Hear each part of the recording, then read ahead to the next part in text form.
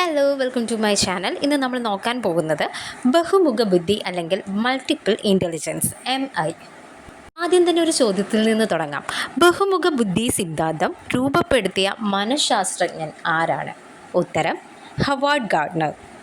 ബുദ്ധി എന്നത് പ്രശ്നങ്ങൾ നിർദ്ധാരണം ചെയ്യാനോ ഒന്നോ അതിലധികമോ സാംസ്കാരിക സാഹചര്യത്തിൽ വിലമതിക്കപ്പെടുന്ന ഉൽപ്പന്നങ്ങൾക്ക് രൂപം കൊടുക്കുന്നതിനോ ഉള്ള ശേഷിയാണെന്ന് അഭിപ്രായപ്പെട്ടതും ഇദ്ദേഹമാണ്. ഇദ്ദേഹം ഒരു ജ്ഞാനനിർമ്മിതിവാദിയാണ്. നമ്മുടെ ഈ ഹവാർഡ് ഗാർഡ്നറിൻ്റെ പ്രശസ്തമായ ഒരു കൃതി എന്താണ്? മനസ്സിൻ്റെ ചട്ടക്കൂടുകൾ അല്ലെങ്കിൽ frames of mind, theory of multiple intelligence. ഇത് ഏത് വർഷമാണ്? 1983. അപ്പം അതൊന്ന് നോട്ട് ചെയ്യുക. ഗാർഡ്നറുടെ പ്രശസ്തമായ കൃതിയുടെ പേരെന്താണ്? മനസ്സിൻ്റെ ചട്ടക്കൂടുകൾ. ബുദ്ധിയെക്കുറിച്ചുള്ള ഹവാർഡ് ഗാർഡനറുടെ പ്രശസ്തമായ കൃതിയാണ് എന്ത്? Frames of mind. ഇദ്ദേഹം തന്നെയാണ് ബുദ്ധിശക്തി പരിശോധിക്കുന്നു എന്ന ഗ്രന്ഥവും രചിച്ചത്. മനുഷ്യൻ്റെ ബുദ്ധിക്ക് ബഹുമുഖങ്ങളുണ്ടെന്ന് ഇദ്ദേഹം സിദ്ധാന്തിച്ചു. ബുദ്ധിയുടെ ഈ മുഖങ്ങൾ ഓരോ വ്യക്തിയിലും അന്തർലീനമായി ഇരിക്കുന്നത് ഒരേ അളവിൽ മാത്രം ആയിരിക്കുകയില്ല. ബുദ്ധിയുടെ പ്രവർത്തനം വിശകലനം ചെയ്ത അദ്ദേഹം എത്ര തരം ബുദ്ധി സവിശേഷതകളാണ് കണ്ടെത്തിയതെന്നറിയാമോ? 9 തരം. ഏതൊക്കെയാണവ?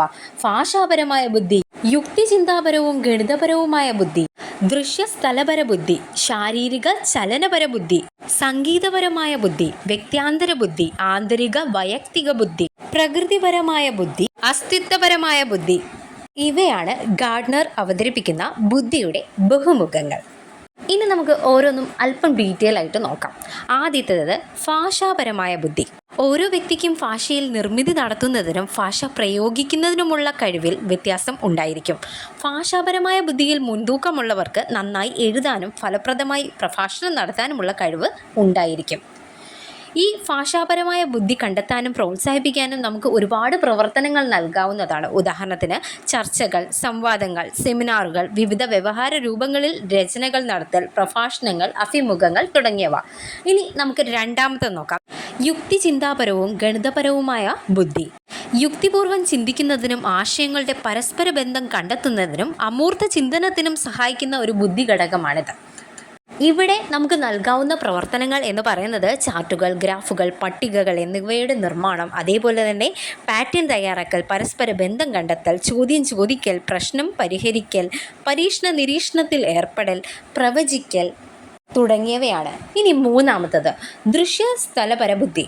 വസ്തുക്കളുടെ സ്ഥാനനിർണ്ണയം നടത്തുന്നതിനും ഭാവനയിൽ കാണുന്നതിനും മനോചിത്രണം നടത്തുന്നതിനും ഒരു വസ്തുവിൻ്റെ സാന്നിധ്യത്തിലും അതേപോലെ അസാന്നിധ്യത്തിലും അതിൻ്റെ സവിശേഷതകൾ കണ്ടെത്തുന്നതിനും വസ്തുവിന് രൂപാന്തരണം ഉണ്ടായാലുള്ള അവസ്ഥ മനസ്സിലാക്കുന്നതിനും മറ്റും സഹായിക്കുന്ന ബുദ്ധി ഘടകമാണ് ദൃശ്യസ്ഥലപര ബുദ്ധി. ഇവയ്ക്ക് നൽകാവുന്ന അല്ലെങ്കിൽ ഈ ഒരു ബുദ്ധി വികസിപ്പിക്കാൻ നൽകാവുന്ന പ്രവർത്തനങ്ങൾ ഏതൊക്കെയാണെന്ന് ചോദിച്ചാൽ ചിത്രങ്ങൾക്ക് നിറം കൊടുക്കുക, കൊളാഷ് നിർമ്മിക്കുക, പോസ്റ്ററുകൾ തയ്യാറാക്കുക, നിറങ്ങളെ സംയോജിപ്പിക്കുക, സ്കൂളിൻ്റെ പ്ലാൻ വരയ്ക്കുക, പ്രദേശത്തിൻ്റെ ഭൂപടം തയ്യാറാക്കുക തുടങ്ങിയ പ്രവർത്തനങ്ങളാണ്.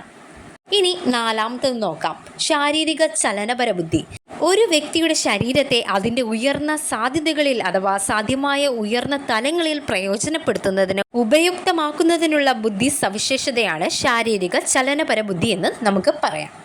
ഇക്കൂട്ടർ കായികശേഷി, വിവിധ ശരീര അവയവങ്ങളുടെ പ്രവർത്തനങ്ങളെ ഏകോപിപ്പിക്കാനുള്ള കഴിവ്, നൃത്തം ചെയ്യാനുള്ള കഴിവ്, കൈകാലുകൾ കൊണ്ട് ശരീരം കൊണ്ടും അഭ്യാസങ്ങൾ കാണിക്കുവാനുള്ള പാടവം, ശരീരത്തെ ആരോഗ്യകരമായും മനോഹരമായും സൂക്ഷിക്കാനുള്ള പ്രവണത, ചലനങ്ങൾ സൃഷ്ടിക്കാനുള്ള സിദ്ധി എന്നിവ ഇവർക്ക് കൂടുതലായിരിക്കും.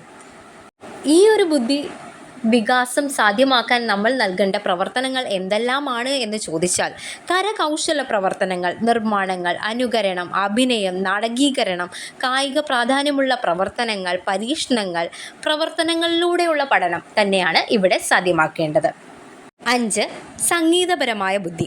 വിവിധ സ്ഥായിയിലും വ്യത്യസ്തമായ താളത്തിലും ഭാവത്തിലും സംഗീതാത്മകമായി കാര്യങ്ങൾ ആവിഷ്കരിക്കുന്നതിനും ആസ്വദിക്കുന്നതിനുമുള്ള ബുദ്ധിയാണ് എന്ത്? സംഗീതപരമായ ബുദ്ധി.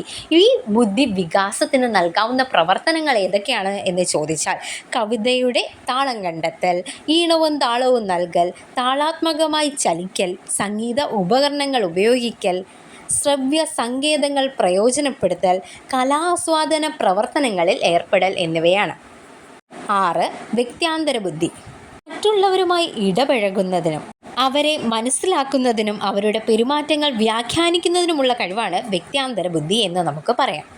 അന്യരുടെ വികാര വിചാരങ്ങളും ആവശ്യങ്ങളും താല്പര്യങ്ങളും കണക്കിലെടുത്ത് പ്രതികരിക്കാൻ കഴിയുക എന്നത് ഒരു പ്രത്യേക ഗുണസവിശേഷതയാണ്.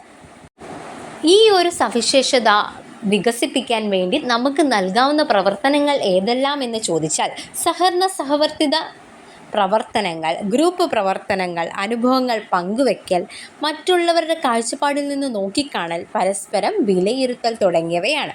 7. ആന്തരിക വൈയക്തിക ബുദ്ധി. തൻ്റെ മാനസിക പ്രശ്നങ്ങൾ, ആത്മസംഘർഷങ്ങൾ ഇവ പരിഹരിക്കാനും സ്വയം വിലയിരുത്തി മെച്ചപ്പെടാനും ആത്മവിശ്വാസത്തോടെ പ്രവർത്തിക്കാനും സഹായിക്കുന്നത് ആന്തരിക വൈയക്തിക ബുദ്ധിയാണ്. ഇതിന് നൽകാവുന്ന പ്രവർത്തനങ്ങൾ ഏതെല്ലാം എന്ന് ചോദിച്ചാൽ വായനക്കുറിപ്പ് തയ്യാറാക്കൽ, ജേണലുകൾ നിർമ്മിക്കൽ, സർഗാത്മക പ്രവർത്തനങ്ങളിൽ ഏർപ്പെടൽ, സംവാദങ്ങളിൽ ഏർപ്പെടൽ, ചർച്ചയിൽ പങ്കെടുക്കൽ തുടങ്ങിയവയാണ്. ഇനി 8. പ്രകൃതിപരമായ ബുദ്ധി. തൻ്റെ ചുറ്റുപാടുകളെ അറിയാനും പ്രകൃതിയുടെ സവിശേഷതകളെ ആദരിക്കാനും ആസ്വദിക്കാനും വൈവിധ്യങ്ങളെ മനസ്സിലാക്കാനും അവ സംരക്ഷിക്കുന്നതിൻ്റെ ആവശ്യകത ബോധ്യപ്പെടുത്താനും അതിനായി പ്രവർത്തിക്കാനുമൊക്കെ കഴിയുന്നത് പ്രകൃതിപരമായ ബുദ്ധിയുടെ സ്വാധീനം കൊണ്ടാണ്. ഈ ബുദ്ധി വികസിക്കാൻ നമ്മൾക്ക് നൽകാവുന്ന പ്രവർത്തനങ്ങൾ എന്തെല്ലാം എന്ന് ചോദിച്ചാൽ പ്രകൃതി നിരീക്ഷണം, സസ്യജന്തുജാലങ്ങളുടെ സവിശേഷത തിരിച്ചറിയൽ, പ്രകൃതി വസ്തുക്കളെ തരംതിരിക്കൽ, കാലാവസ്ഥാ വ്യതിയാനങ്ങൾ മനസ്സിലാക്കൽ, പക്ഷി മൃഗാദികളുമായി സംവദിക്കൽ, കൃഷി വിദഗ്ധനുമായി അഭിമുഖം തുടങ്ങിയവയാണ്. ഇനി 9. അസ്തിത്വപരമായ ബുദ്ധി. തത്വശാസ്ത്രപരമായ ഒരു തലത്തിൽ നിന്നുകൊണ്ട് തൻ്റെ തന്നെ നിലനിൽപ്പ്, അസ്തിത്വം എന്നിവ പരിശോധിക്കാനുള്ള കഴിവായി നമുക്ക് ഇതിനെ പരിഗണിക്കാം. ഞാൻ ആരാണ്? എൻ്റെ ജീവിതത്തിൻ്റെ അർത്ഥം എന്താണ്? ജനിക്കുന്നതിന് മുമ്പുള്ള അവസ്ഥ എന്തായിരുന്നു? ജീവിതം അവസാനിച്ചു കഴിഞ്ഞാൽ എന്തായിരിക്കും? തുടങ്ങിയ ചോദ്യങ്ങൾക്ക് തൻ്റേതായ രീതിയിൽ ഉത്തരങ്ങളും വ്യാഖ്യാനങ്ങളും നൽകാൻ ഈ ഒരു ബുദ്ധി ഘടകം സഹായിക്കുന്നു. ഇതിന് നൽകാവുന്ന പ്രവർത്തനങ്ങൾ എന്തെല്ലാം എന്ന് ചോദിച്ചാൽ മഹത് വചനങ്ങൾ വ്യാഖ്യാനിക്കൽ, ദിനാചരണങ്ങളും അനുസ്മരണങ്ങളും നടത്തൽ, എല്ലാ പ്രസ്ഥാനങ്ങളിലുമുള്ള നന്മ കണ്ടെത്തൽ, അസംബ്ലി, ക്ലബ് പ്രവർത്തനങ്ങൾ എന്നിവ പ്രയോജനപ്പെടുത്തൽ, തത്വശാസ്ത്രപരമായ ചർച്ചകൾ നടത്തൽ തുടങ്ങിയവയാണ്. ഗാർഡ്നറുടെ സിദ്ധാന്തപ്രകാരം ആന്തരിക വൈയക്തിക ബുദ്ധിയും വ്യക്ത്യാന്തര ബുദ്ധിയും ജീവിത വിജയത്തെ ഏറെ സ്വാധീനിക്കുന്ന ബുദ്ധിമുഖങ്ങളാണ്. ഇവ രണ്ടിനെയും ചേർത്ത് ഒരു പേര് നമ്മൾ പറയുന്നു. എന്താണത്? വ്യക്തിപരമായ ബുദ്ധി അല്ലെങ്കിൽ പേഴ്സണൽ ഇൻ്റലിജൻസ് എന്നാണ്. ജീവിതത്തിൻ്റെ നിർണായകമായ സന്ദർഭങ്ങളിൽ ഉചിതമായ തീരുമാനമെടുക്കുന്നതിന് ഈ ഒരു ഘടകമാണ് സഹായിക്കുന്നത്. Thank you.